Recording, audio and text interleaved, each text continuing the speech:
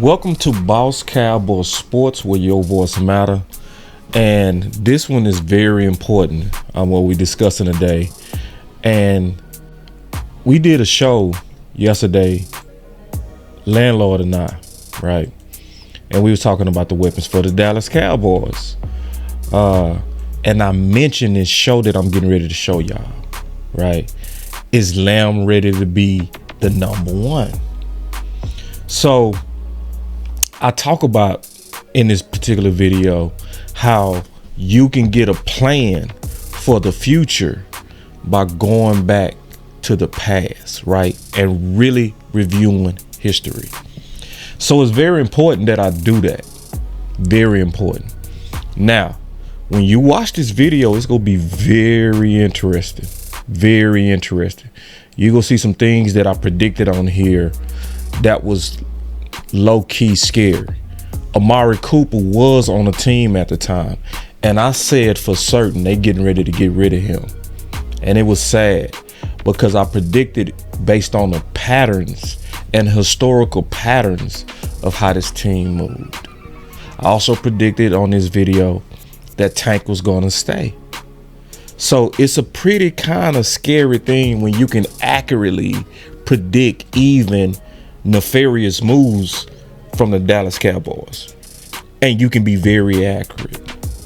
But more importantly, it's about what's the plan and what can we do to really get ready for 2024 and to really make sure that we have an excellent best chance of winning the Super Bowl. Because landlord made me aware, and I did not know, that our number two, according to next gen stats, was only averaging 1.6 yards of separation. That says that we need help, and we really needed number two, according to that data. Now I'm still gonna do some film work just to make sure that the data matches the film, but as of now, 1.6 screams emergency. So this video is like going back in time.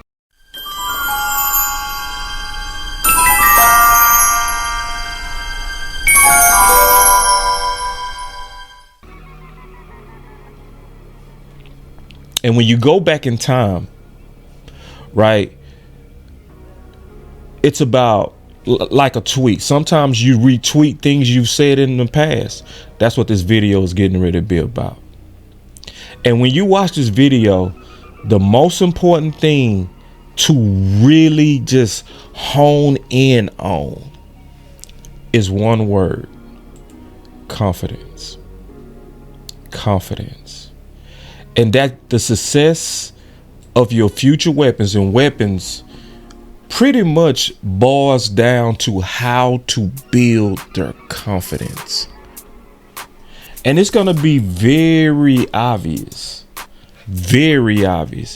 that that's the whole key: confidence. So we go through that. And before we do, really pay attention to this part that I'm getting ready to play. Okay, this came from G-Bag Nation, right? Pay attention because this is going to be very important. We gonna come back to this. Listen.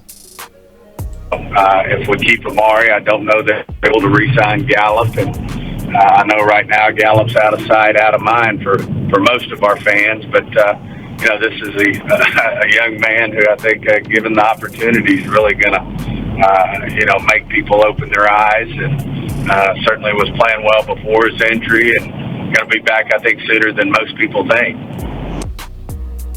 So Stephen Jones was talking about Gallup. So remember also, as you watch this video, really think about it and say, where were we in history? What was going on? Because it's very important to know. And I did a show on this before, and I need everybody to understand this. Okay, I said this before, but we need to get serious about what I'm getting ready to say.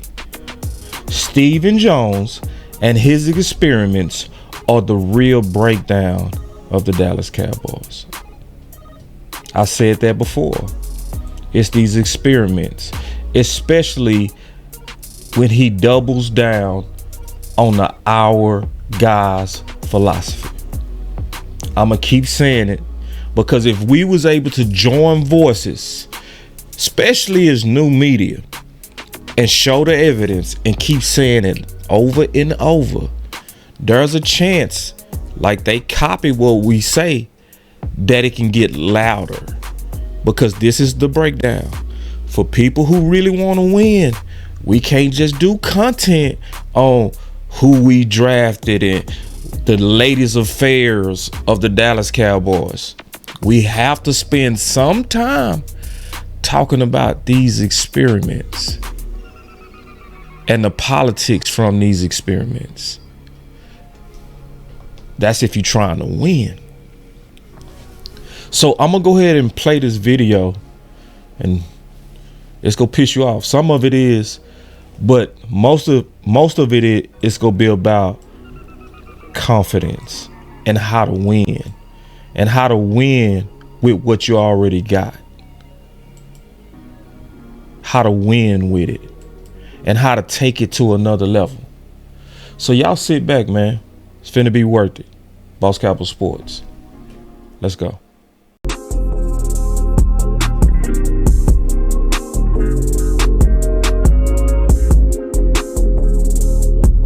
All right. Welcome to Boss Cowboy Sports. Yeah. All right. So we bringing you, is Lamb ready to be the number one if the Cowboys move on from Cool? Because obviously we kind of seeing the writing on the wall. Ain't nobody dumb. We see it. We know exactly what's going on. We've seen this before. We've seen this play up with Dez. Before they cut Dez,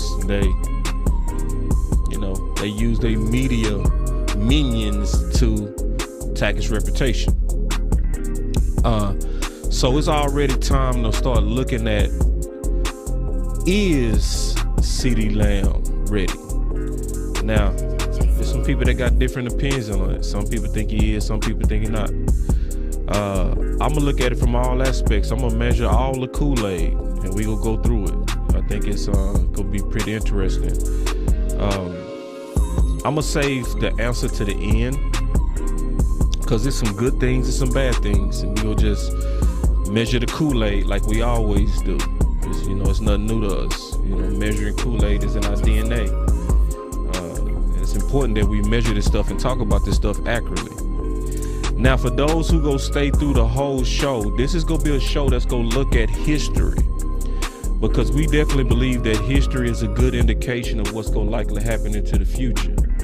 You hear some people say it where they say past is prologue. I think that's one of the best ways to say it, to where you can get a indication of what's gonna happen in the future by just looking in the past. So we go look at the past, at teams that's been in the same situation, and we go see how this worked out. It's actually not too bad, so it also gives a little bit of light of what the Cowboys are likely doing. So, obviously we go dig into this Kool-Aid. So y'all just stay with us, man. We go get right into this content. I'll be right back. I gotta do some stuff on the back end with the Millennial Falcon. Give me 1 second.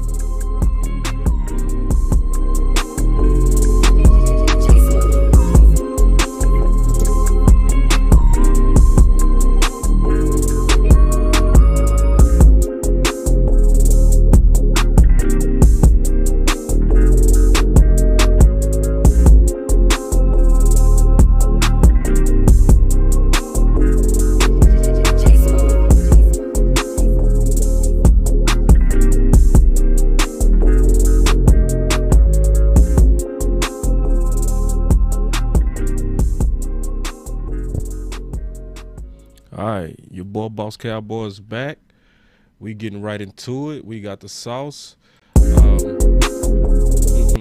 didn't mean to do that. Here we go. Yeah. So anyway, man, I see everybody coming in the building. I see my boy C. He coming in the building. He said, "What's good, boss? See you the first one to comment." Let me see. Let me get everything set up real quick.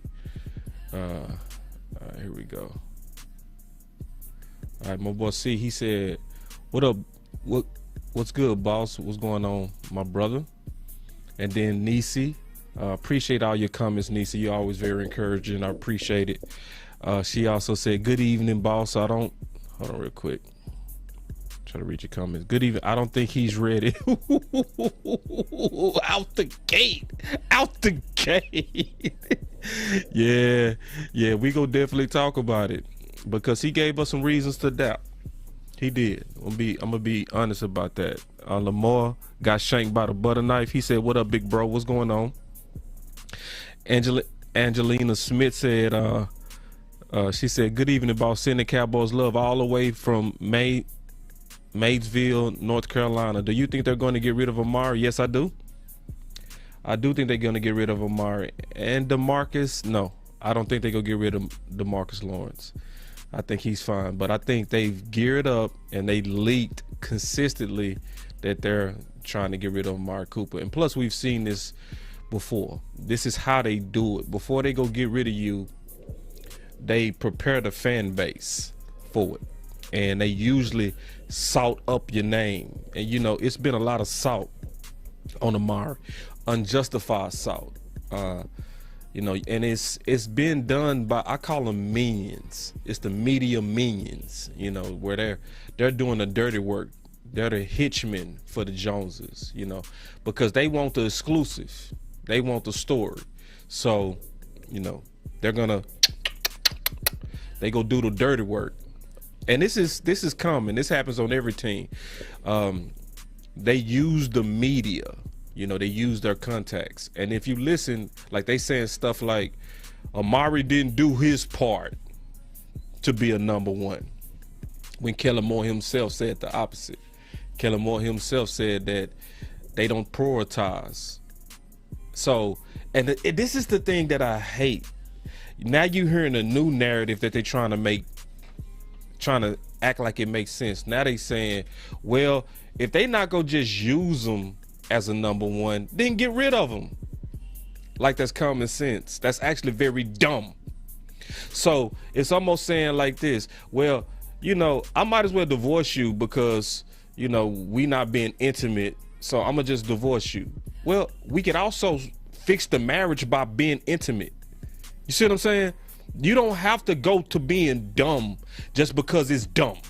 You know what I mean? So but they try to talk to us like that makes sense. Like somebody say, yeah, if we're not going to use him like a number one, then let's get rid of. No, we can decide tomorrow to use him like a number one. Really, that's simple. So let me just continue to say how my lows, and then I'm gonna get into this content. I see Spoonie Dog. He say, "What's good, boss? What's going on?" Shane, I see you in the building. Real quick. Y'all hold it. Shane, hold down Facebook for me. Make sure everybody acting okay over there. He said, "Boss, if you were the 88 in Dallas, you better be the number one receiver, like the movie says. With power comes responsibility." Yeah. But see, this is the problem with that, Shane. They gave him the 88 before he even earned it, right? So why even give him the 88? The guy that really, to me, should have had the 88 should have been Cooper, because he earned it. Right? We didn't know what CeeDee Lamb was going to be. They made an assumption that he was going to fit the mold of the legendary 88. And it's almost like they trying to force it. And we're going to talk about that. Coach Marv, he in the building. He said, "What up, boss? What's up, coach?" Chris said, "Salute, boss. Talk that talk." Absolutely. You know we go do that. Tandra Scott said, "What up, boss? I see y'all coming in the building, man. Y'all in up in here deep. Man, I appreciate it." He said, "What up, boss? What's going on?" My boy Keystone in the building. Y'all get ready. We finna start really unleashing a lot of content, Keystone and I, about these draft prospects and all that kind of stuff. My boy Keystone said they won't get rid of him knowing they'll be scared one of our own division rivals can snag him if they want to eat their own words. Ooh. Yeah. And before we get into the content, this is the thing that I'm going to tell y'all that I hate worse about this. What I hate is when people do bad business with people that do good business with them. That is not cool. So when, like, for instance, like Stephen Jones came out and say, if you're getting paid to what type of money that he's getting paid, we expect you to be the best. Well, actually, you didn't pay him like he was the best, because he had a better offer from the Washington football team. Yeah, he had a better offer from the Washington football team, and he walked away from it to be loyal to the Dallas Cowboys. And how's he being rewarded publicly? How's he being put out there publicly? He's been put out there publicly as if he hasn't been doing his job. So is this the same Amari Cooper with nothing but backup noodle arm quarterbacks that got over 1,100 yards? 1,000 yards last year? This is the same guy that actually got more targets with backups than he did with Dak? But that's how y'all reward people that do good business. So he give you a team-friendly deal. Why would anybody, and I'm going to ask this question, if I'm a number one, if I'm a receiver, why would I even want to come to Dallas? Why would I want to come to Dallas if I come to Dallas and I play, but they don't want to pay me, then they go under-target me? Or they go salt my name up to the public, which also hurt me with the other 31 other teams, while you trying to your fan base. So, but just getting into the content, I'm gonna get into it, because I'm telling y'all, I've seen all this before. So I told y'all this go require us to go back in time and look at history, okay? Because I've been researching this for a while. So the first time we had this crisis, I researched this, okay? I'm gonna go through that research together with y'all. So y'all be patient, because we go through history of teams, okay? And I'm gonna explain some of the philosophies that I looked at and why I'm gonna be able to answer the question, right? Is Lamb ready to be the number one if the Cowboys move on from Cooper? So we go really dig into that. So it first starts with like what was happening with Dez Bryant. So I'm gonna go back in time a little bit, and we go discuss just that period, and then some of the research I was doing. We go catch up the research, and then we go narrow it down to that question. So y'all got to stay with this one. This is something that you got to stay to the very end. And when you get to the end, after I kind of unveil all the evidence and the research that I've done, I've been looking at this for years, by the way. This is not something I just looked into. It's something I've been looking at for a long time, at least since 2018. So I got a good feel. So here we go. So let's go into it. So in April 1st of 2018, I wrote this in a group, okay? True Blue Nation Media Fan Club is where I wrote this. This is where I used to do a lot of my lobbying for ideas, because I used to put a lot of my ideas in groups to get the word out on stuff. Obviously, that was way under what I'm doing now, but it was the same spirit behind what I was doing, okay? And I said, with the obvious major interest in first-round graded receivers by Dallas, I looked deeper into history, okay? So explaining what was going on, obviously Dez was around during this time, and they was publicly, like they doing about Cooper, publicly talking about the number ones. They was going, looking at Sutton and all of that kind of stuff, and they was having a real interest in receivers during the draft. If everybody remember, they had a bunch of interest in the receivers. So that was some writing on the wall as well, that they was looking at potentially getting rid of Dez. And I said, there's a chance that Dallas executives have grown tired of Dez and could be looking for a new 88. Super splash for this rare draft in our own AT&T Stadium, right? So I'm gonna skip all that part, but I said I spent some time today and yesterday looking at receiver acquisition history to teams around the NFL, and I noticed a deeper trend. Okay, so this is key. What I'm getting ready to say is two things that I'm gonna talk about that I want y'all to stay with me on. Don't go to sleep. If you cleaning your house, stop and kick your feet up and get your popcorn, because I'm getting ready to go through some important theories, okay? So number one, this is what I noticed in the trend. I said receivers drafted in the first round to be hero failed way more than they succeeded. Okay, so then I explain a hero receiver. My definition of a hero receiver is a receiver drafted to be a number one threat day one. The ones that succeeded were possession bigger receivers. Receivers, even with elite speed and tape, usually fall flat. If not immediate, the grind of fierce corners weekly pans out to be too much for first round rookie receivers. And I'm going to go through the history. I'm going to show some of the history of these guys, right? This is all leading up to the question, though. Don't lose me. Don't go nowhere. Is Lamb ready to be the number one? All right. But this is the second trend that I noticed. And I'm going to go through the history of these trends. I'm going to prove this. Receivers drafted in the first round to be discipled is what I called it. Discipled, where you coming under somebody and you're learning, or somebody would call it an apprentice, right? I could have said apprentice. But receivers drafted in the first round to be discipled, or I could say an apprentice, have a very low failure rate. I'm going to say that again. Receivers drafted in the first round to be discipled have a very low failure rate.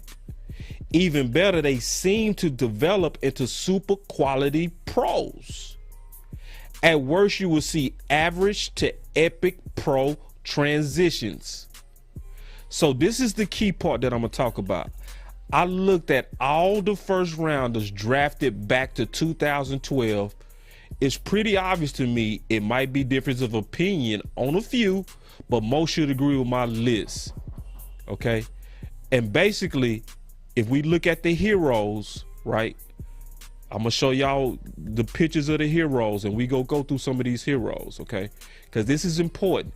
When you look at when receivers was drafted to come in and be the primary target, most of them failed unless they was bigger targets or route runners.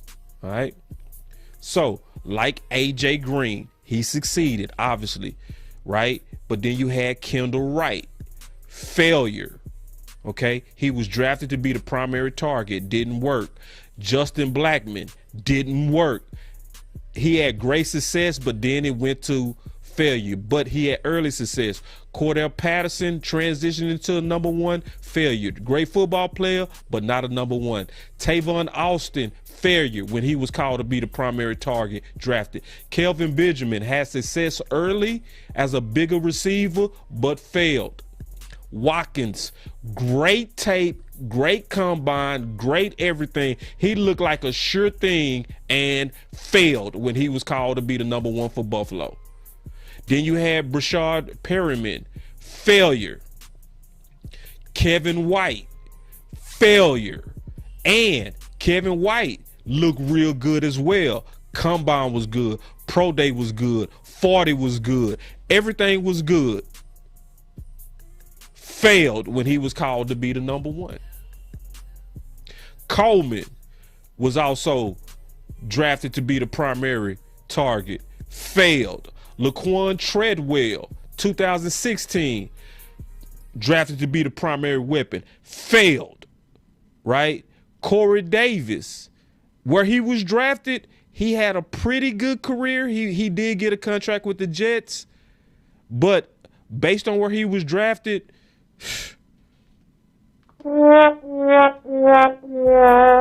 yeah. So as you can see, the failure rate of first round guys called in to actually rescue teams and be the quarterback's primary target, it don't work. And I'm telling you, the pressure of coming in and the first person that line up on you is Ramsey. Then the next week is Diggs. Then the next week is the next best corner. So when you come in and you the primary target, you are going against the best corners on every team. That's why most of these guys fail. So I'm going to say something that some people might agree with, some people don't. But most of these guys' success and failure to me comes down to the confidence. I had a conversation. I was conversing with Jeff Swain. I literally had a conversation with him, and I said, hey, man, I said, I remember how you started. You was not even close to what you've become. I said, matter of fact, Dak would have had a perfect passing rating if you wouldn't have dropped a easy, simple lob bootleg in his first preseason game. I said, what happened from that first preseason game until when you start playing in 2018 when he took off for Dallas, right? He said, to be honest, it was in my head. He said, it was my confidence. He said, a lot of times what happens as an NFL player, the game got to normalize to you. And as the game normalizes to you, and then you start feeling like it's backyard football, and you get a confidence, and then you just start balling. I see one of y'all astute students of the game put N'Keal Harry. Absolutely, he's also on my list. So we go talk about it, because remember, this what I wrote this was 2018. So we got to catch this up. So let's catch it up. All right, so let's look at some of these other guys who was drafted to be heroes, and let's look at how they panned out. So one guy that was called to be the primary target early was DJ Moore. He actually panned out. That's why I say it don't mean that you're a guaranteed failure, right? When you drafted to be a hero, it's just the chances are very, very low. First round DJ Moore did his thing. So he is currently what anybody would say is trending in the right direction career-wise, right? But then you have Marquise Brown in 2019. So now I'm catching up. So this was 2018 when I did this research. Now I looked at more first rounders that was drafted to be heroes, is what I call them, right? And how did they pan out? Yep, if you said Marquise Brown didn't pan out, yeah, you was correct. And then, like I said, one of you acute, intelligent Cowboy fans already beat my presentation. That's why I love y'all. One of y'all said N'Keal Harry. Yep, he was also drafted to be the primary weapon for the New England Patriots as the 32nd pick. So when you drafted to be a hero, the chances of you doing it are super slim. Even bars like Henry Ruggs. Obviously, we know he had a very nasty, sick tragedy. But even before the tragedy, ask yourself, was he living up to his draft status?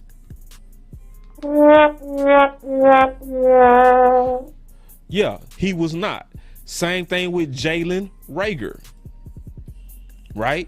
Drafted to Philly to be their hero. Did he live up to it?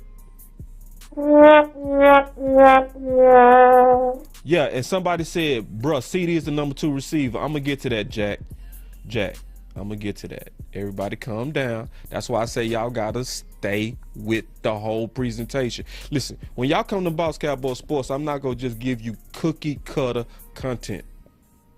I'm not going to just turn on the screen and start talking. This is research. So I've researched this, and I'm showing you all the research that's showing that what I wrote is mostly true. That when you are acquired to rescue a quarterback and a team and be the primary focus, most of the time you're going to fail.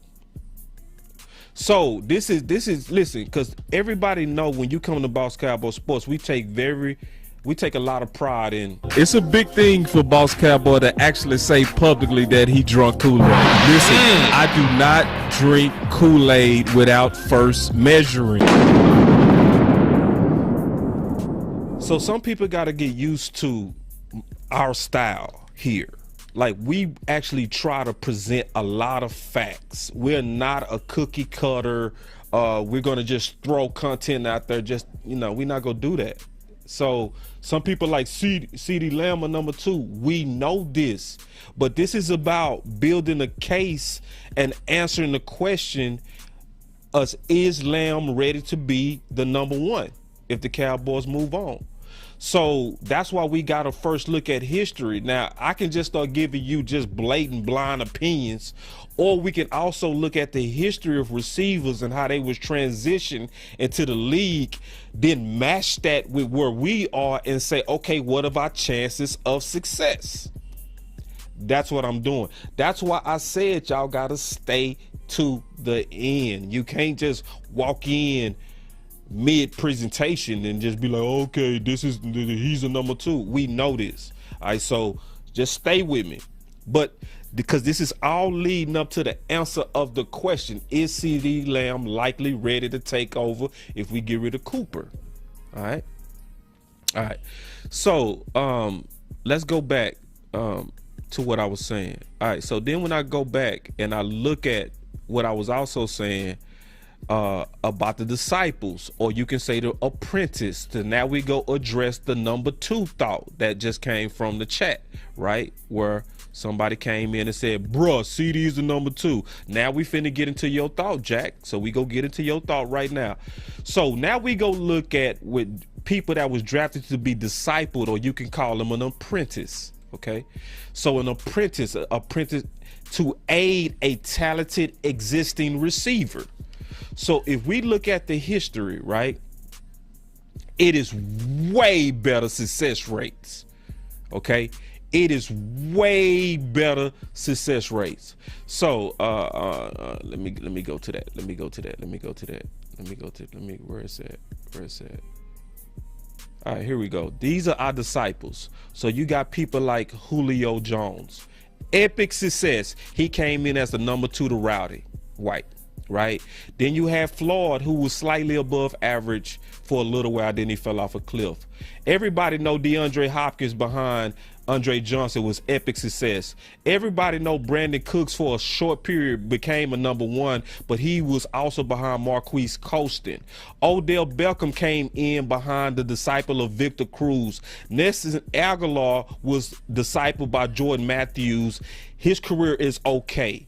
Philip Dorsett was the guy who failed behind T.Y. Hilton. Then you also had Devontae Parker, who started hot, became pretty average behind Landry. Then you had even Amari Cooper, who was a disciple of Crabtree, and Josh Doxson, who was discipled by Jackson, average, right? But Will Fuller was trending in the right direction. He was discipled by Hopkins. He was the number 2 behind Hopkins being the number 1. Then you had John Ross, who was discipled of an AJ Green as the number 1. And then Mike Williams with Keelan Allen. And so ask yourself, even looking at it, just looking at it, which group had way more success?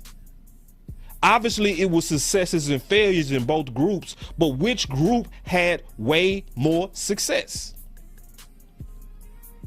It's right in our face. So when we even look at that and look at, is CeeDee Lamb, which group is he in? He is the guy, and he's the group that came as a disciple, as an apprentice under an existing number 1. So what does that mean? The chances of it working is much better. Does it mean that it's absolute? No, it doesn't. But when you look at the success rate of receivers making a transition to a number 1, yes, it is true. If we truly measure in the Kool-Aid of history, right, that is better when you allow a highly talented receiver to first be weaned from a number 2 and build up eventually to become the number 1. So y'all should see where I'm going. So I'm not going to answer the question yet. I'm going to still catch up. I'm going to catch up to where we are now. And we go talk about, that's why I say history is important, because it's going to kind of paint this picture. So now we go let's look at, in my opinion, as we catching up to the times, let's look at receivers that was disciples, right? So this was 2018. So let's ask the question. Did Calvin Ridley end up okay being a disciple under Julio Jones? Everybody should know that question. The answer, yes. Julio Jones took a lot of pressure off him as he was learning to become the number one. Anybody that looks at his year one and his year two can easily tell you that by year three, he was ready to assume the role to become the number one. All right. I'm also throwing there somebody y'all might not be thinking about. Sutton. See, Sutton had a first round grade that went to Denver in the second round, but he was also discipled. Remember when he went there, Sanders was there and Thomas was still there as the main receivers. So he was also able to cut his teeth and develop into a number one. Right? Then, and that was obviously the draft class of 2018 with Calvin Ridley and Sutton. Right? So more evidence of a lot of proof that disciples increase your chances of making a good transition into the number one. Then you obviously got, when you look at 2019, Justin Jefferson, right? Who came in as the number two behind Adam Thielen. And right now, everybody know he's the new number one. So he's already has transitioned into the number one, which is going to bring me to my point, and I'm going to come back and say this point again. This is very important what I'm getting ready to say. Let me get my pitch out the way before I say this. This is important what I'm getting ready to say. The best number ones are taken and not given. I'm going to say that again. The best number ones are taken and not given. When you're a real number one, you take that job. It's not given to you. So when you look at somebody like a Jefferson, who was coming behind a dog in Thielen, come on now. You can't take out no killer like Thielen unless you a dog yourself. But he had to take it. It wasn't given. Okay.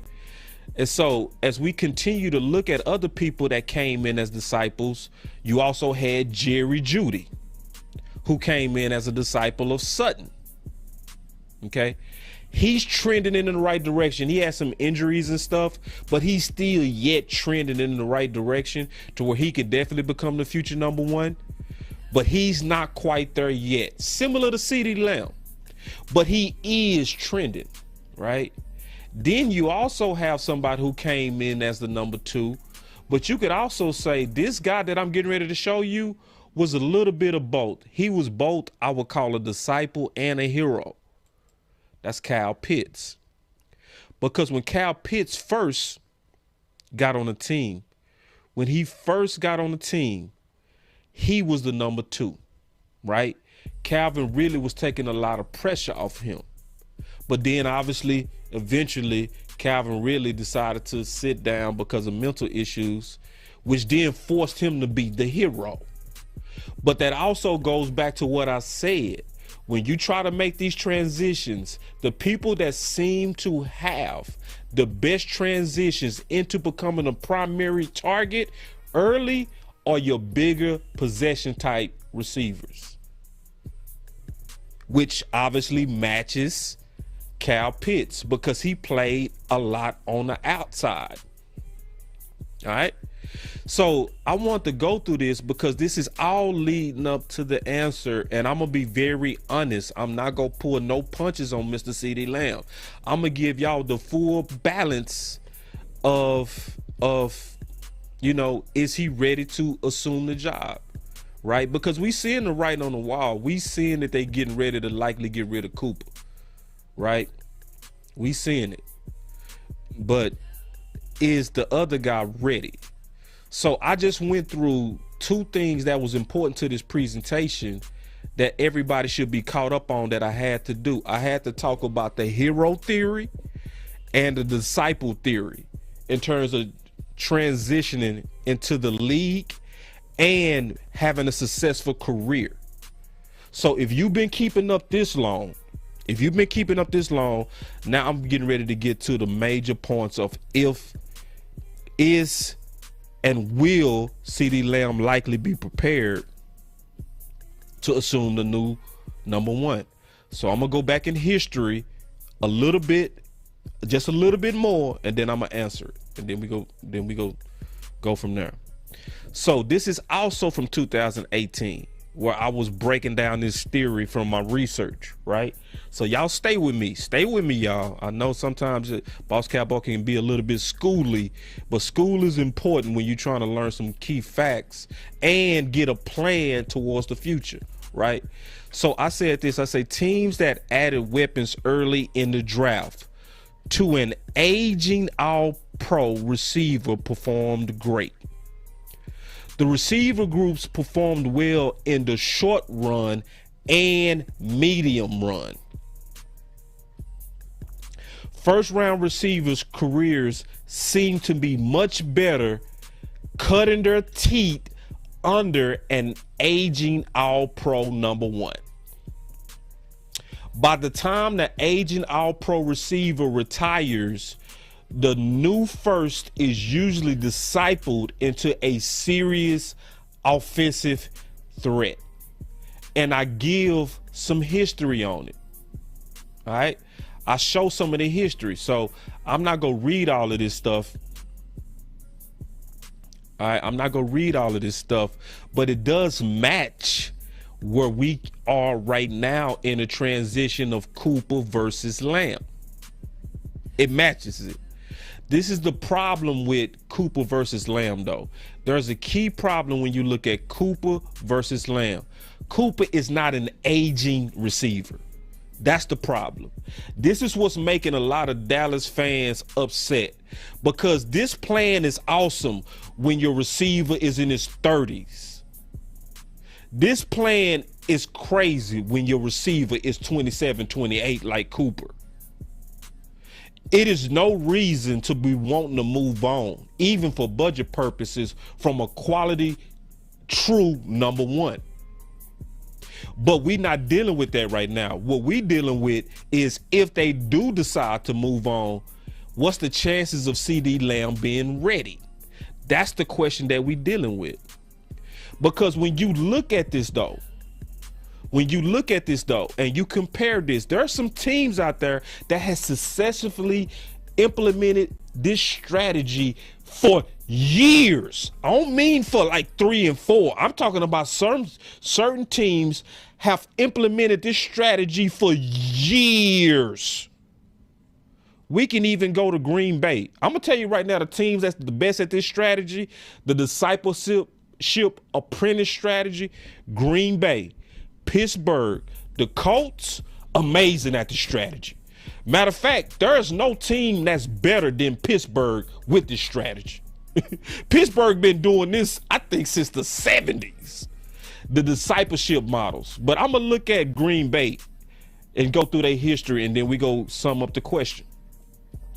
So obviously Sterling Sharp was one of the key number one receivers. Then it went to Driver, right? And as he aged, they moved on and went to Jennings. And as he aged, they then moved on from him, and the primary receiver became White Lightning. He killed the game. But he also then, when he aged, they moved on to what we know now, Adams. But see, all those guys in that system started out cutting their teeth first as the number two. All of them as the number two or number three. White Lightning was the number three before he eventually became the number one. So this strategy has a high success rate of successful transitioning receivers to eventually become the number one. So even if you look at Atlanta, you had White. White ended up being the number one, who then Julio was the number two, who then became the number one. After that, he became the number two after Ridley. And then we now know it's Kyle Pitts. Like, this stuff really do work when you doing it the right way. And guess who also it worked for? The Dallas Cowboys. Yeah, before Dez was the number one, he wasn't the number one. It was Austin. Yeah, he came in as also as the number two. And eventually, in 3 years, year 3 is where they made the full transition of him becoming the number one. And we know the history that 88 transition worked out great. But he didn't have the pressure of coming in to be the guy to get all the targets early. He didn't.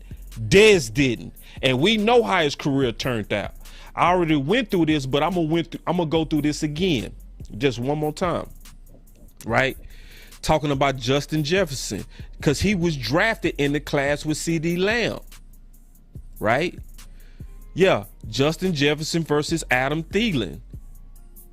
Came in as a number 2, and he took the number 1 job from Adam Thielen.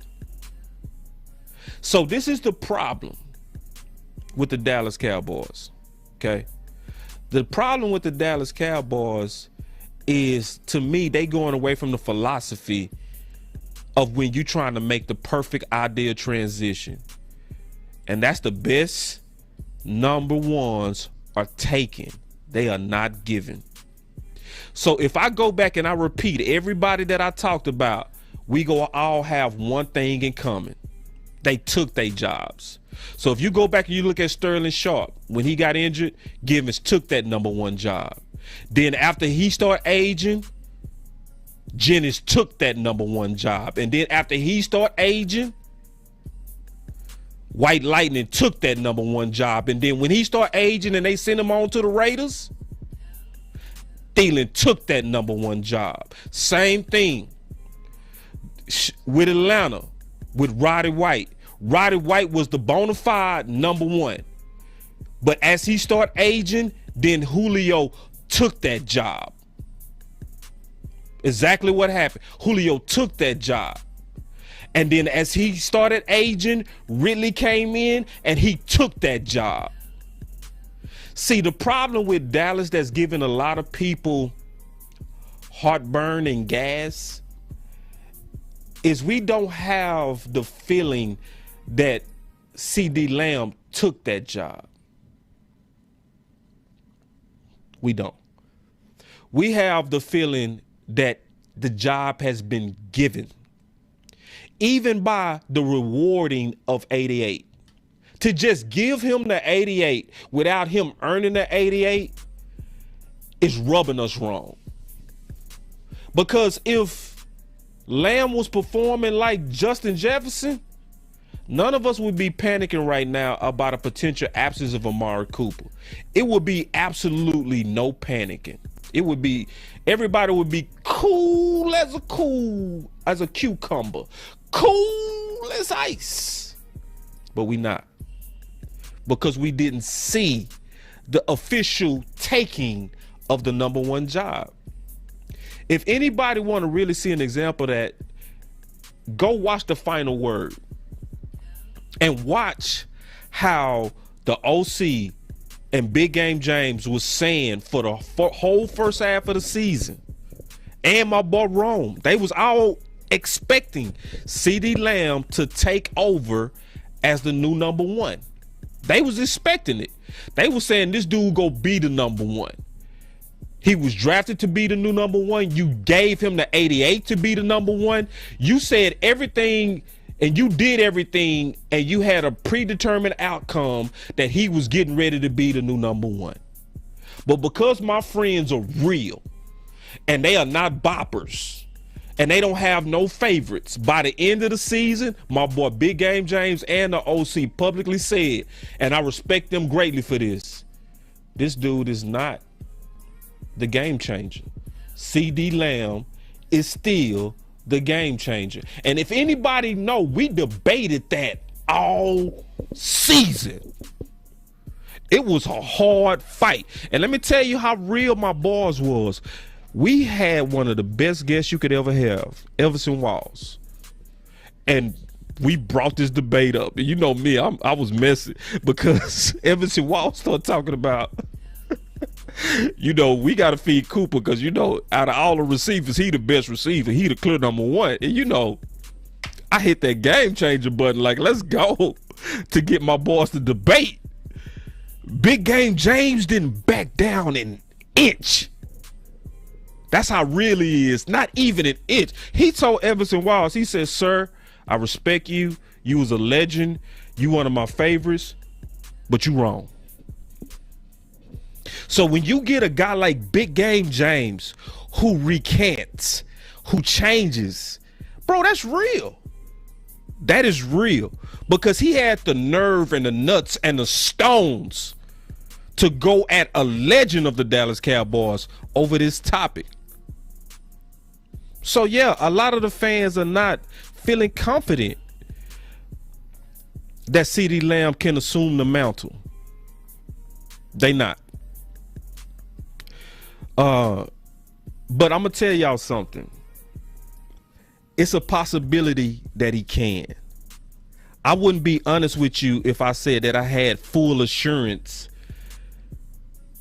that he's going to be a super quality number one. I would be lying to you if I said that. But I do know this, and I can say this with good faith, that at least the way that the Cowboys are doing it increases their chances of him being and transitioning into a quality number one. That's very important what I said. It increased the chances because CeeDee Lamb was not drafted to be a hero. He was drafted to be what he is, the number two that we're transitioning you to become the future number one. So, and when I look at CeeDee Lamb, to answer this question, is he ready to assume the mantle of the number one? Well, one of the guys that I want to compare him to, and I think this is a fair comp, is DeAndre Hopkins, because that's who he models his game after. A lot of people don't know that, but that was his idol. He even wanted the number 10 coming over to the Dallas Cowboys. So when you go look at the discipleship career of Hopkins, it started similar to CeeDee Lamb. And I'm going to go through the numbers. He was the number 2 under a Hall of Famer, Andre Johnson. Yes, I call Andre Johnson Hall of Fame. He is. That boy was a bona fide killer, number 1. A bona fide. But then they finally moved on from an agent, Andre Johnson, they sent him on to the Titans. And this new receiver had to assume the mantle. He had to assume the mantle of the number 1. The training wheels had to come off. And they did. We know it did. But this is my thing I would say to CeeDee Lamb. If you're going to idolize and you're going to put on a pedestal and say this guy was your idol, one of the things that'll make CeeDee Lamb transition better to being a true number 1 is doing the little things right, like Hopkins, which is what the number 1 thing that Hopkins does better than most receivers is he's a sure-handed receiver. So CeeDee Lamb, he has the explosiveness. He has the quickness. He does not have the speed, but his game is and his measurables is so much like Hopkins. So let's dig into the meat of it. So if you look at Hopkins, I'm gonna look at his combine, right? And let's look at his numbers. All right. So if you go look at DeAndre Hopkins is so much like CeeDee Lamb in terms of his measurables. One thing that you'll see is neither one of them have super elite speed. DeAndre Hopkins is only a 4.57. So this is a guy that's a perfect model in terms of who you want to model your game. If you want to model your game after Andre Hopkins, CeeDee Lamb needs to do one thing to shut us all up of him being the potential number 1. You got to really focus on being truly sure-handed. See, the drops hurt a lot of our confidence in trusting him to be the number one. See, we cool with all the fancy footwork. We cool with all of that. We like the fancy footwork. But more than anything, we want you to do the fundamental thing first, which is look the ball in all the way through.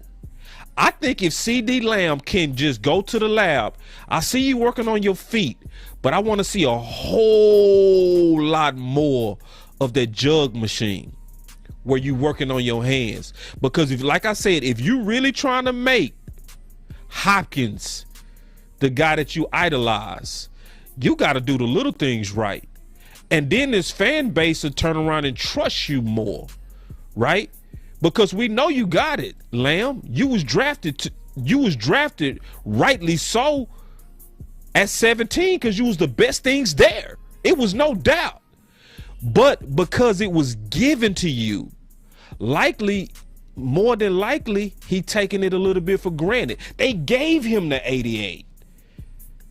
You got to make Boss earn that 88. That's what I don't like about the Cowboys. They come in too much with these predetermined outcomes and they go force it. They don't allow it to just play out. What they should have said was it's going to be a competition out of you, Lamb, and you, Cooper, on who go get this 88. That's what they should have did. But what they did is they said, oh, we drafted you at 17. We're going to anoint you to the 88.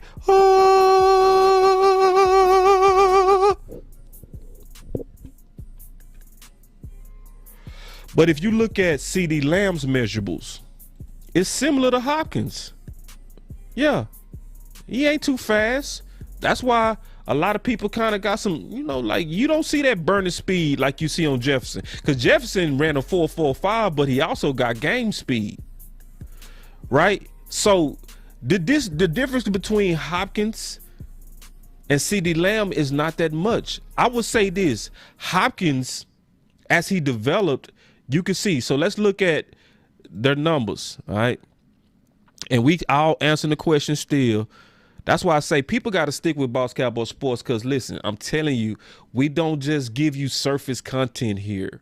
We trying to give you real facts, real research, real measured information, right? So because sometimes things are not as bad as what it seems, and sometimes it's not as good as it might seem. That's why we want to give you measured Kool-Aid. We don't want to spike the Kool-Aid. We want to give you measured Kool-Aid.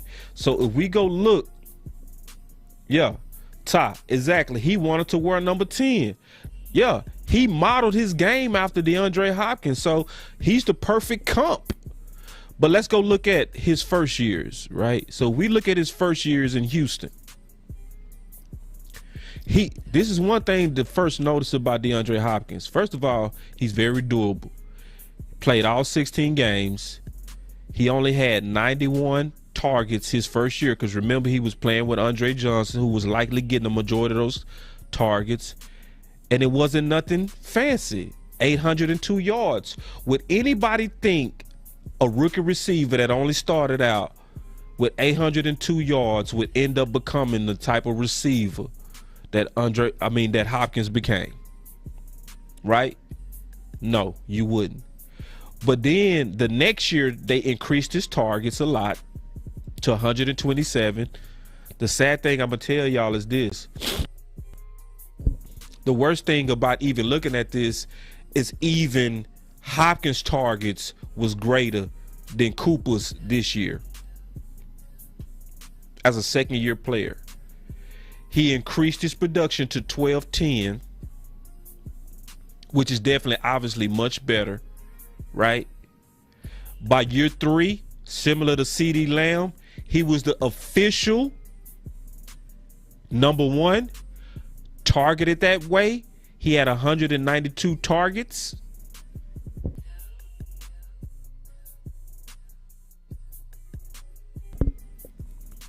And 111 receptions. Now keep in mind, Cooper this year only had 104 targets. And because they targeted him and treated him, and Andre Johnson was gone at that time, He exploded. Year 3. And CeeDee Lamb is going into year 3. So let's measure Hopkins' career rate to Lamb. So if I go look at Lamb, here we go. So we got Lamb up. All right, so let's go look at Lamb and compare. So year 1, this should be encouraging to a lot of people. He was similar to Hopkins. Targets was 111, but he had more yards. That's what you want to see. And remember, that was out Dak. That was without Dak. His year 2, he got 120 targets and 1,100 yards. So if I go look at DeAndre Hopkins, his year 2, he had 127 targets and 1,200 yards. So he's slightly under the pace.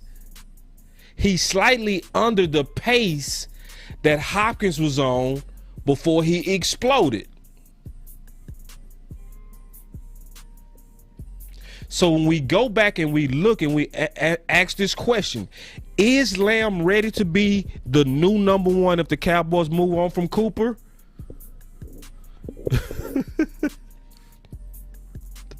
Y'all don't get mad at me, because guess what? The answer is, it's up to Lamb.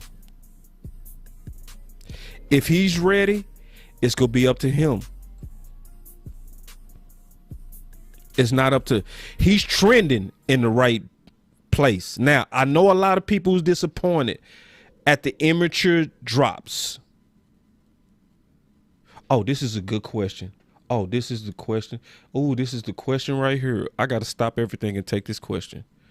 Can Kellen Moore get him the ball?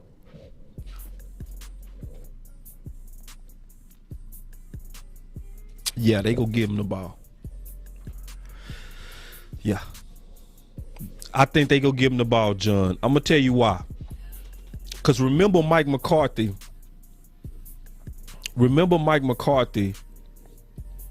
was saying, when he was responding to Jerry Jones, that me coaching here, I got to deal with a lot of the Jones stuff because they like to think big picture. I wish Rich would have drilled down more of what is big picture. But when I heard that was telling me that the Joneses like to have way too much going on other than the current state or current year of football. I really do believe with all my heart that they sometimes try to be too forward thinking to where they don't take care of the now. So, like for instance, when you, and those of us that's been following Boss Cowboy Sports know that Cooper already put out there that if he wasn't going to be targeted, he knew that early in the week of practice. Because he said a key statement. He said, we know we're going to be, he said, we don't run plays that we don't practice. So if they are not practicing and targeting me in practice, it's not going to happen in the game. Which is saying that the under targeting of Cooper was intentional.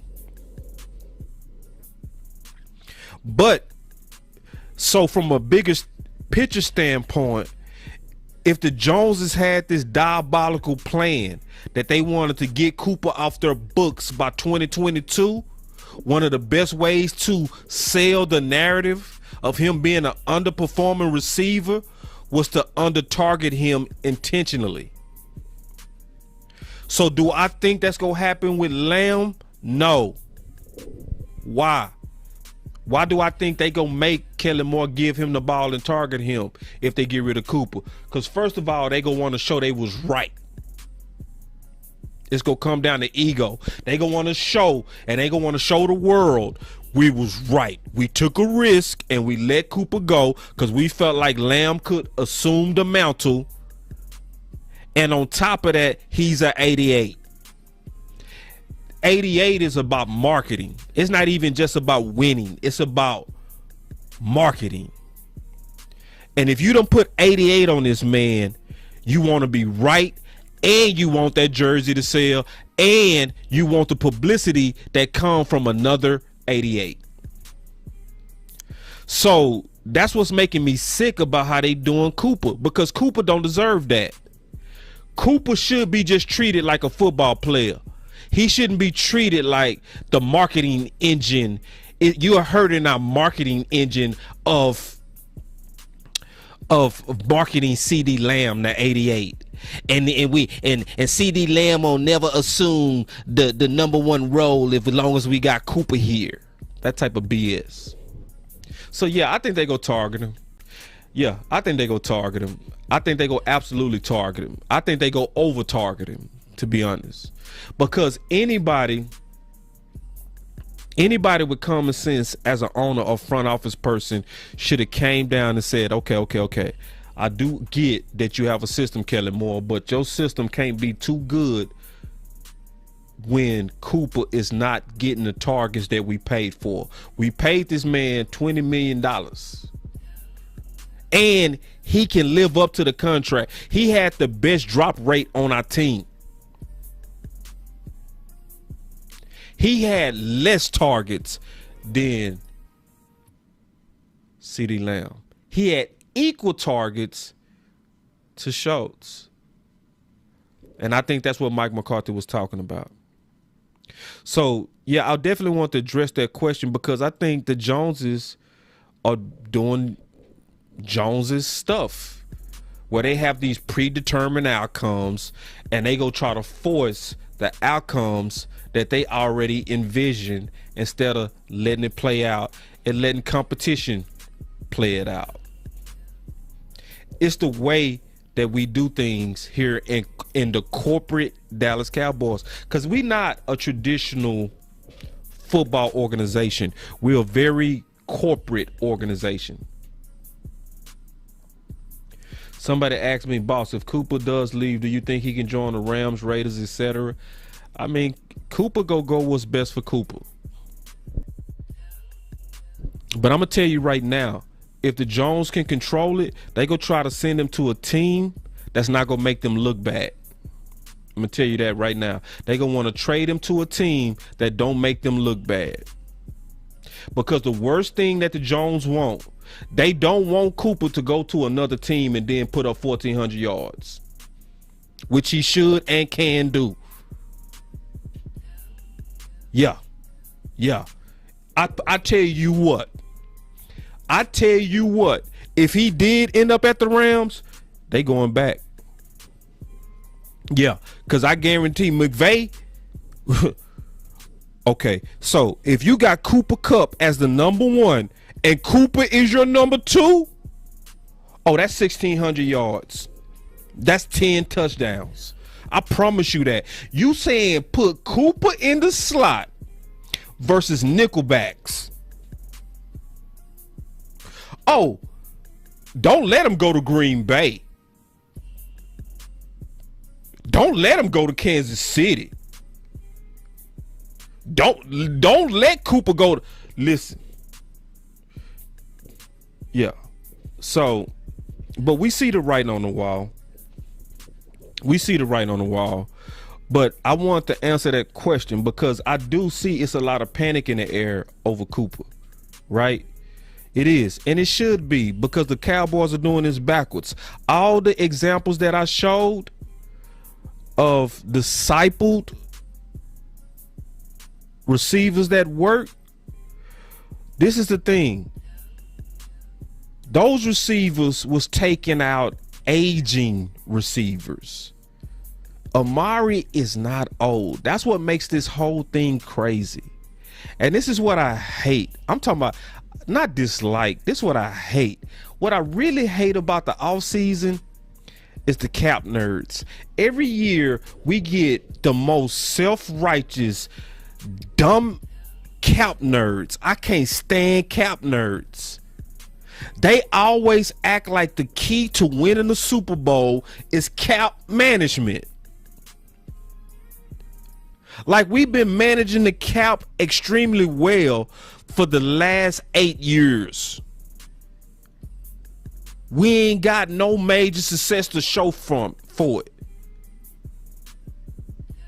And then we do stuff so backwards.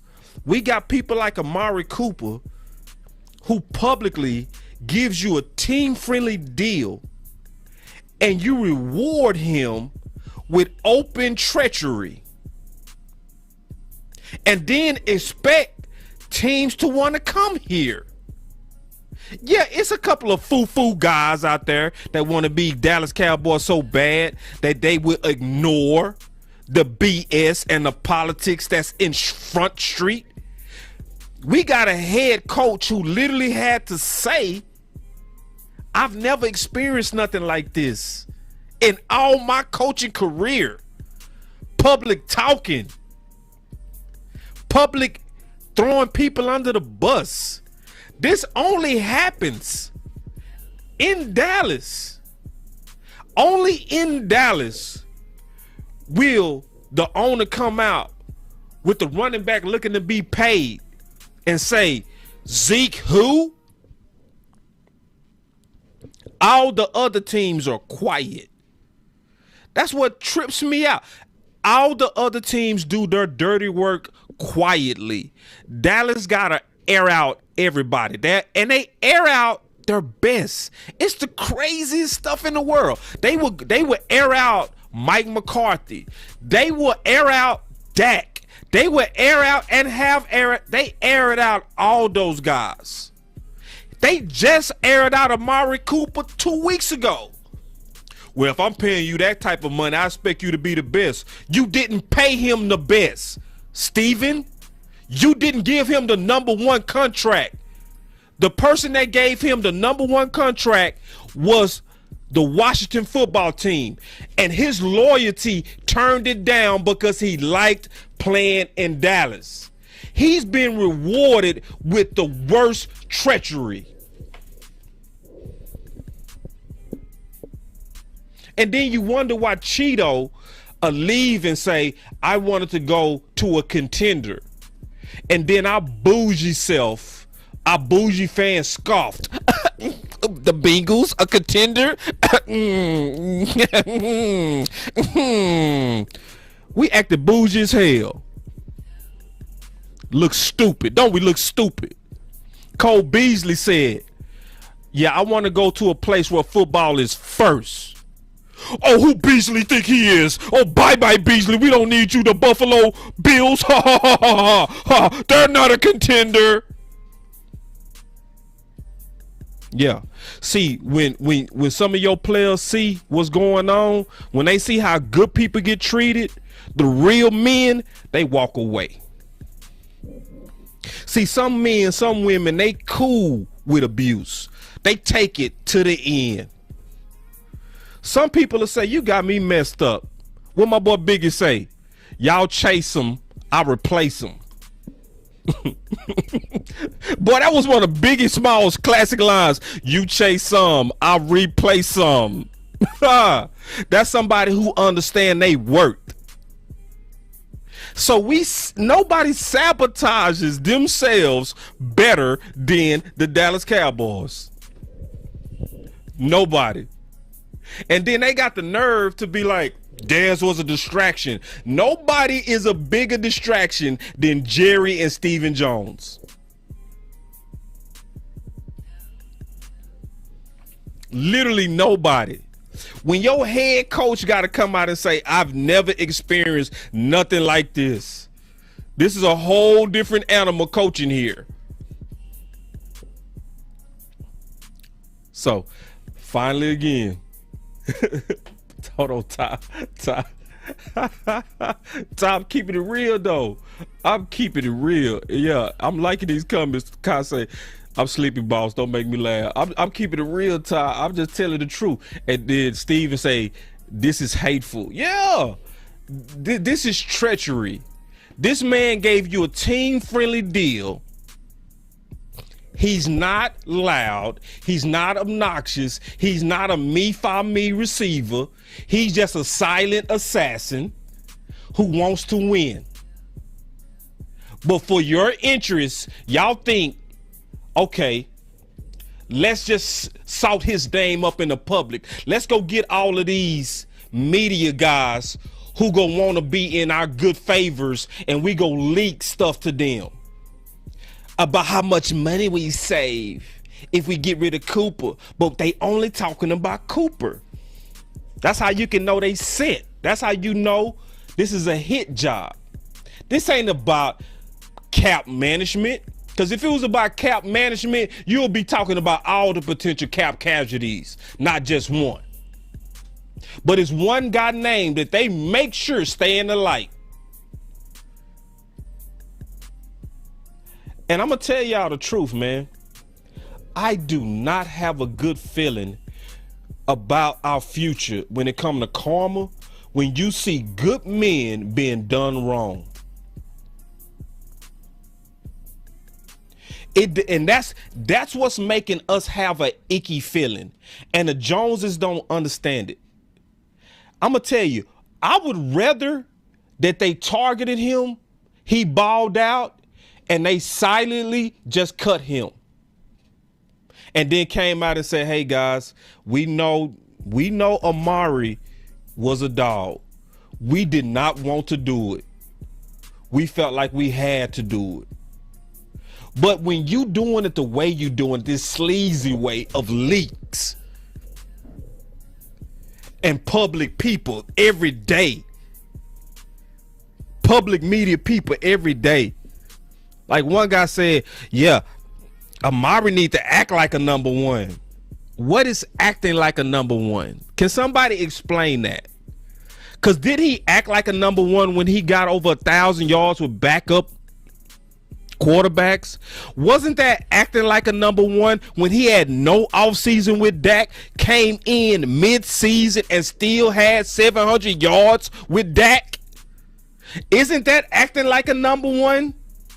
So y'all want to wait till COVID, a COVID year where he missed 2 games and he don't miss games, to then make this case that he's not worthy. And it's treating the fans like we stupid. And Jerry and Steven, I don't think they see that this is a different year. The Cowboy fans are at a whole different level of fed up this year. And they walking on thin ice. See, they conducting themselves like everything is the same. We go say this in the public, but we go really do what we want. But see, they don't see that it's a massive exodus of fans that's just sick of how we conduct ourselves. They sick of them saying, oh, I would give, if y'all knew how much I would give. How about just give silence in the public? How about that? How about not throw your best players under the bus for contracts like the other teams don't? Why don't you treat your best players like they appreciate it, like the other teams do? You don't have to pay for that, Jerry. This has a feel of sleaze. This has the ultimate sleaze feel. That's what's making it. It's not that they go cut them. It's how y'all going about it with these old fake leaks that y'all don't think we see through. And we see right through it. Then they try to, he didn't earn it. He didn't have a good year with 104 targets.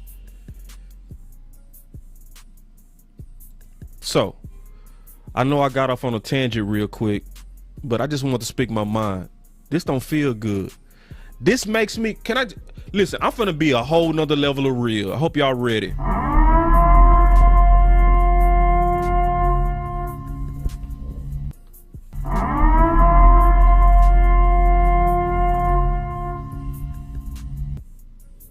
This makes me ashamed to be a Cowboy fan. Ashamed. I've never felt ashamed. I feel embarrassed. It ain't even just that we losing and we losers and we ain't did nothing in the playoffs significant in a while. It's how y'all do good people. Like, I can stand with you. I can stand with you thick and thin when we struggling to get it right.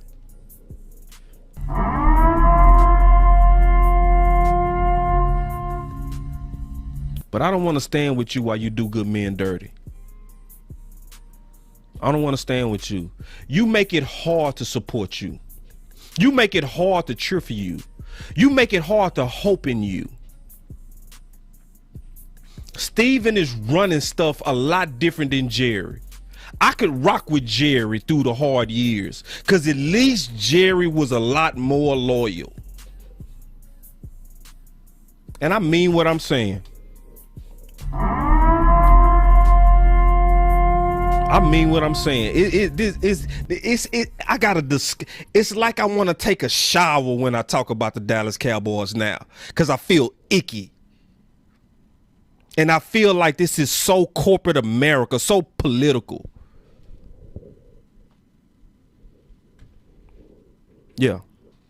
And that's how I feel about them now, because it's just not right. I'm not cool with this.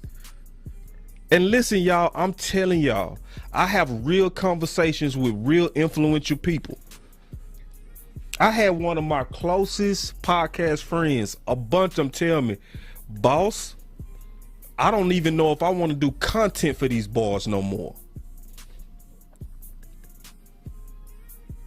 A whole lot of them. I ain't talking about one or two. I'm talking about a whole lot of them. Like, man, it's this corporate Cowboys. I don't want to be a corporate Cowboy. I want to be a Dallas Cowboy supporter. I don't want to be a snake supporter. I don't want to support you when you doing snake business. This man gave you a team-friendly discount and y'all rewarding him with treachery. You can't find the demeanor of a receiver like Cooper. Most receivers are very diva-ish. This man plays chess. He works with people. He works on the cerebral side. He tries to get the guys together. He's not selfish. He did not argue out in the public. This has the taste of a silver spoon corporate elite cutthroat leader, to where it's about me at all costs. See, at least Jerry Jones, I can say this, under Jerry Jones' leadership, remember when that guy Brent got in trouble, that defensive tackle, because he was driving and he killed his friend or brother?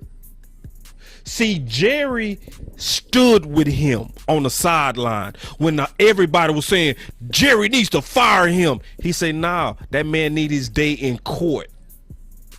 And until that man get his day in court, I'm standing with him because he's my guy. He's on my team. That was loyalty. I could support that. I could ride with a Dallas that does stuff like that. And that same guy had a mental breakdown about a year ago or 2 years ago. Jerry still stayed behind that man. Everybody know the playmaker, and a whole lot of other people got in trouble, right? And Jerry and them helped them put that under the rug, moved on from that, and helped him get in the Hall of Fame. But yeah, it's easier to support a playmaker. But the fact that you supported a nobody, Brent, that made me feel good about my team. Yeah, Josh Brent. That made me feel good that my owner had the loyalty to say, I'm not bowing down to public pressure to fire people to make y'all feel good.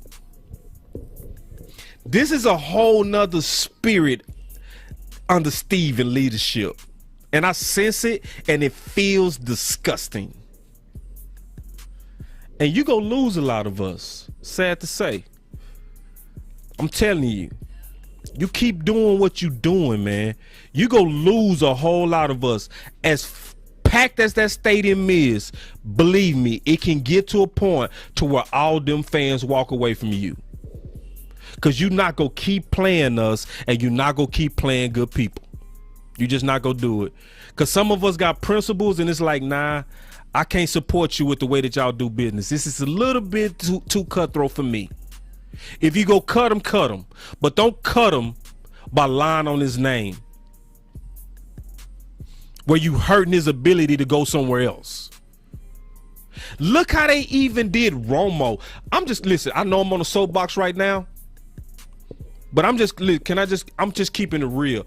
Even how they did Romo was unprecedented. And I ain't talking about him not starting. I'm talking about in the offseason.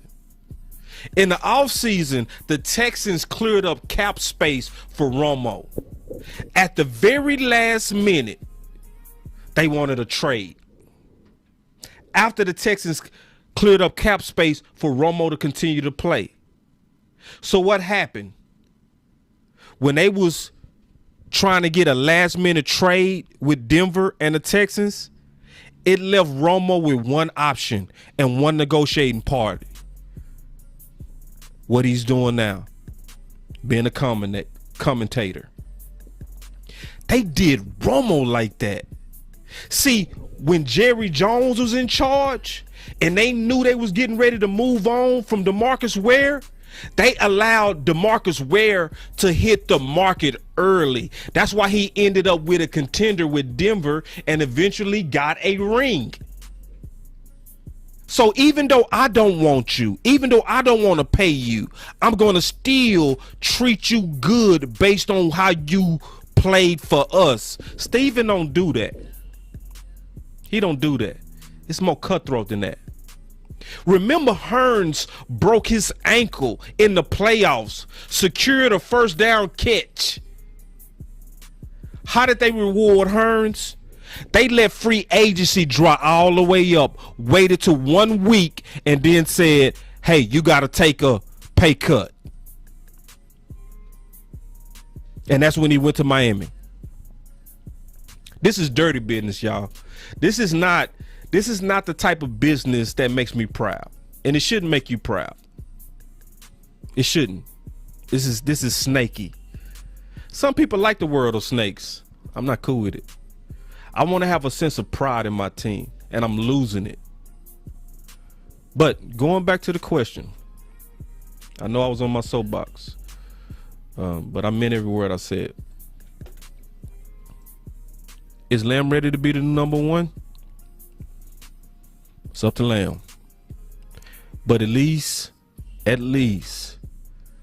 he is following a path that has been the most successful historically, where number two comes in under an existing number one, usually an aging number one.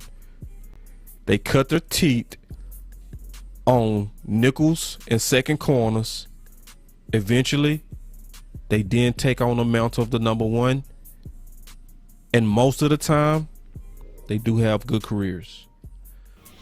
All right. Welcome back. So obviously that video should have been very interesting looking at it in hindsight.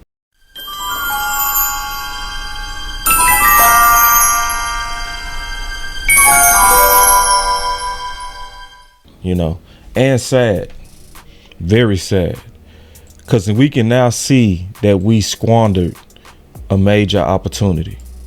Because going forward, if we wasn't playing with experiments, okay? If we wasn't playing with experiments, let me play this again in case people forgot. This came from G-Bag Nation. I want y'all to listen. If we keep Amari, I don't know that we're able to re-sign Gallup, and I know right now Gallup's out of sight, out of mind for most of our fans. But you know, this is a young man who I think, given the opportunity, is really going to you know, make people open their eyes, and certainly was playing well before his injury, and going to be back, I think, sooner than most people think. Yeah. So what we now know, because we now have the privilege of hindsight. We now know what happened is it was a plan to get rid of Amari Cooper, right?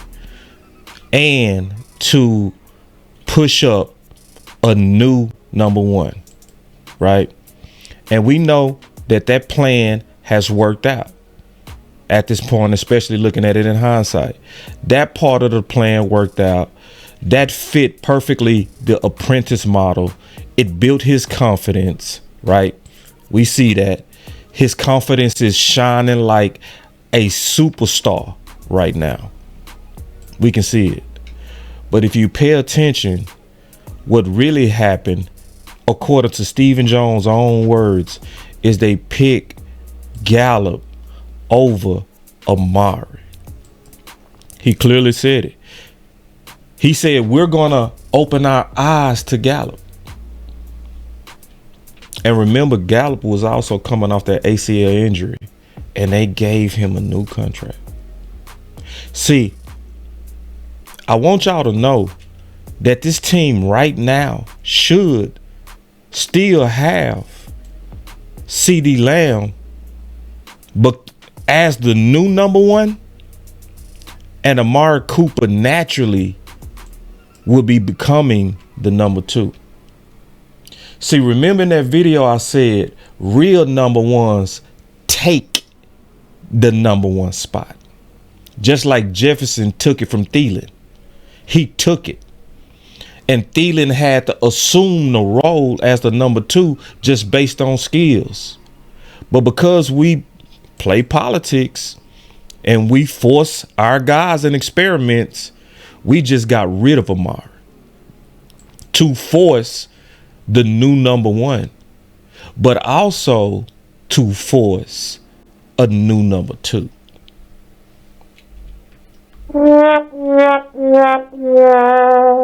Yeah, that's what history clearly shows you. It clearly shows you that. So going forward, I would say this. We have to be diligent against politics. Diligent. Because see, you should see right now that it comes back. You should see it. You should see right now from the history that we just showed that being silent on the politics and I don't deal with that. I don't talk about that. Or boss is just negative. Like for the people that just want to be cheerleaders. So when I give a warning for the people that'll go backbite instead of say, hey, boss got a point on that. Boss got a point of, instead of just, because this is the season of optimism. I always say that. Every time we get through the draft, every year, I see it every year. I call it the season of illogical optimism. Just bad logic. And when I start doing my job to warn, people start bus cry me a river. They start calling in the other channels and they start backbiting and lying on what you're saying and all that because they want to hope, they want to feel good. Or they protest, they don't watch it no more. I don't want to hear that. I need positivity right now. At some point, we got to all say, no, that's not boss. That's not who he is. His goal is to win. That's why he giving you accurate warnings. Not crying, accurate warnings. I'm warning. And see, this is, I'm gonna tell you right now, and I'm saying it before it happened. I'm saying it before it happened. Y'all better keep an eye on that DT. This is one of those potential experiments. Those our guys experiments. Let me be clear. I do believe in Mozzie and I knew DT, but to actually think that they are going to defy a long history of most DTs not being instant impact is delusional. Just like it was delusional to think Gallup coming off an ACL was a better option than Amari. So we should be speaking out about that. And we should be warning about that. And these patterns of experiments and overreaching for our guys. So, number 2. This plan also can help confidence. Because it was clear from that video that I had to sell the fact that I believed that CeeDee Lamb was going to become a quality number 1 based on the history of how most receivers that are discipled or apprentice to existing number 1s eventually assume the role. I wouldn't have had to do a show unless it was great doubt about CeeDee Lamb. Obviously, that was the whole purpose of the show. Making the case, is CeeDee Lamb ready if Amari was to move on, which we know happened. But now we can look back. We can use hindsight. We can look back. Because then we was looking forward. Now we can look back at history. And now we can use that same history and say, okay, the plan worked. Going from Amari to CeeDee Lamb. Let's work that same plan from CeeDee Lamb to Tolbert. What is the plan to build his confidence? Because we can see from that video and that whole case that was made that most of these guys that become disciples or that are apprentice under existing number 1, it helps their confidence. Because remember, the main side by side was AJ versus Hopkins, Andre Johnson. And we know Andre Johnson was the dog number 1 and Hopkins was the apprentice number 2. And we put them side by side.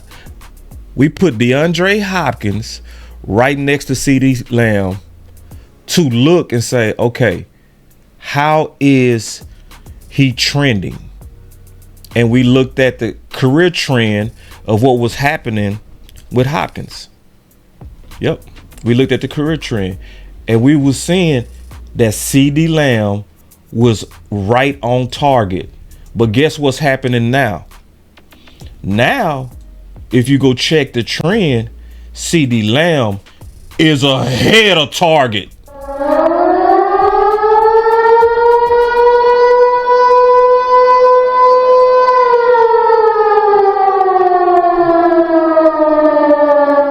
The power of confidence. The power of confidence.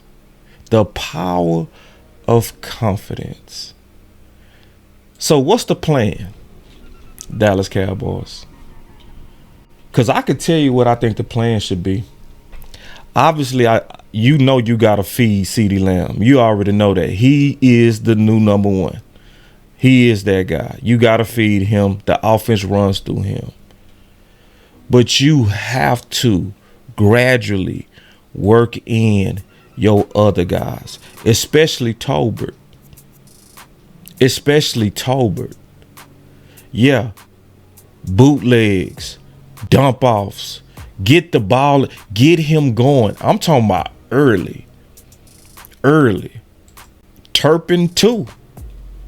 Build these guys' confidence, Dallas. Don't forget about these guys early. I'm talking about early in training camp. Get them involved. Have a specific plan. For even Brooks, what's your plan? Yeah, because yes, 1.6 yards of separation. Maybe it was scheme. I'm still open to it being scheme. But 1.6 says a problem. 1.6 says you need a solution. 1.6 says you need confidence. So, just like I went back in the day and I basically retweeted this video, and in the whole video, we was using history as a guide to have a plan for the future. So from history, we can see that the plan of having CeeDee Lamb discipled worked. Having CeeDee Lamb as an apprentice worked. Well, Dallas, let's work it again. Boss Cowboy Sports, where your voice matters. Love, moving too bossy, we don't tread softly, but not flossy, the streets that taught me, moving too bossy, we don't tread softly, but not flossy, the streets that taught me, I'm just tryna get my nigga paid. We came from Section 8, and I knew I was at since the 2nd grade. Man, I swear my time is coming, cause I'm never late. Came from broken homes and broken dreams to getting paid. Love, dollar bill, listen close, this is not a drill. Cause hungry trying to get a meal. I've been in light, who gon' pay a bill? I've been in action, been in traction, surplus with niggas lacking, shining light but still be blacking, red lights will stop the action, green to go, even when it's slow. Higher heights to balance out the lows. Can't ride the wave cause you ain't got a boat.